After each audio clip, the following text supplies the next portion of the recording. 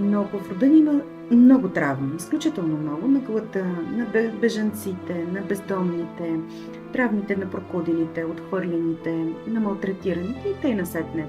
Травми на убийство, на сексуални насилия и какво ли още не.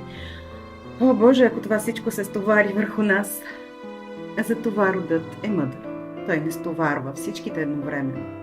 Първо, всички травми се предават към нас, да, наистина, но те са в латентен вид.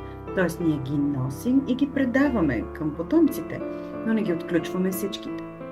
В зависимост от това как сме подредени в рода, по какъв начин ние идваме в този род, в коя енергия на първородството, на втория роден, на трета линия, в зависимост от това какви са нашите отношения в рода, ние можем да отключим различни травми, родови в своя живот и да попаднем в различни подобни ситуации.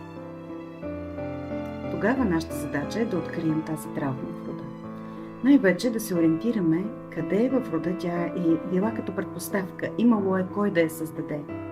Да не преживее емоцията с разбиране, с прошка и с пускане, а да остане в него закотвена в сърцето, ума и душата му като тежка, отговорна, виновна задача.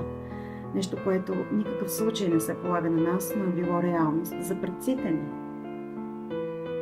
Тогава се обръщаме към родов терапевт.